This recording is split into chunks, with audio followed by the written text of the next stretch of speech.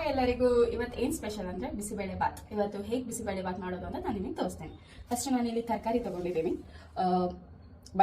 ಬಟಾಣಿ ತೊಗೊಂಡಿದ್ದೀನಿ, ಕ್ಯಾರೆಟ್ ತೊಗೊಂಡಿದ್ದೀನಿ, ನೌಕೋಲು, ಕ್ಯಾಪ್ಸಿಕಮು ಮತ್ತು ಅವರೆಕಾಳು. ಇವತ್ತಿನ ವಿಶೇಷ ಅವರೆಕಾಳು ಬಿಸಿಬೇಳೆ ಬಾತ್.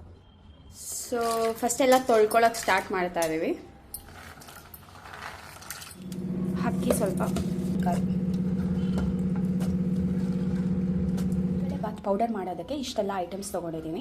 ಮೆಂತ್ಯ, ಉದ್ದಿನಬೇಳೆ, ಕಡಲೆಬೇಳೆ ಮತ್ತು ಮೆಣಸು, ಜೀರಿಗೆ, ಚಕ್ಕೆ, ಲವಂಗ ಮತ್ತು ಒಣಮೆಣಸಿನ್ಕಾಯಿ, ಕರಿಬೇವು ಹೂವು, ಒಂದು ಸ್ವಲ್ಪ ಧನಿಯಾ ಮತ್ತು ಒಣಕೊಬ್ಬರಿ ಇಷ್ಟು ತೊಗೊಂಡು ಇವಾಗ ನಾವು ಡ್ರೈ ರೋಸ್ಟ್ ಮಾಡ್ಕೊಬೇಕು. ಇದು ಪೌಡರ್ ಮಿಕ್ಸಿಗೆ ಹಾಕ್ಕೊಂಡು ಅದು ಪೌಡ್ರ್ ಮಾಡ್ಕೊಂಡಿದ್ದು ಬಿಸಿಬೇಳೆ ಬಾತು. ಅಂದರೆ ಫುಲ್ ಫೈನ್ ಪೌಡ್ರ್ ಮಾಡ್ಕೊಳಕ್ಕೆ ಬದಲು ಈ ಥರ ತರಿಯಾಗಿ ಮಾಡ್ಕೊಂಡ್ರೆ ಚೆನ್ನಾಗಿರುತ್ತೆ. ಸೊ ಚೆನ್ನಾಗಿ ನೋಡಿ, ಚೆನ್ನಾಗಿರಲ್ಲ. ಗಮ್ಮ ಬಿಸಿಬೇಳೆ ಬಾತ್ ರೆಡಿ. ಸ್ವಲ್ಪ ಕೊತ್ತಂಬರಿ ಹಾಕ್ಕೊಬೇಕು.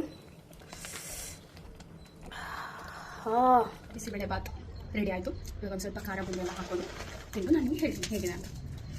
ಸೊ ಖಾರ ಬುಂದಿ ಎಲ್ಲ ಹಾಕಿದ್ದೀನಿ. ಬಾಯಲ್ಲಿ ಅವಾಗಲೇ ನೀರು ಬರ್ತೀರ.